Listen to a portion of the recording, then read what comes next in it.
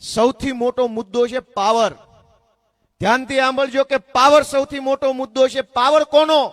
Power કંપનીનો, power પોલીસનો, power સરકારનો કે પાવર જનતાનો? આ સૌથી મોટો મુદ્દો છે દોસ્તો.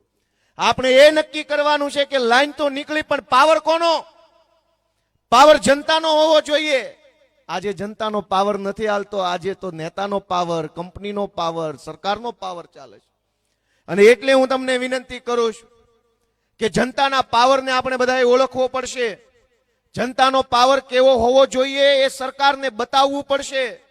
નહીતર તો સરકાર એમનો પાવર બતાવશે, પોલીસ એમનો પાવર બતાવશે, કંપની એમનો પાવર બતાવશે.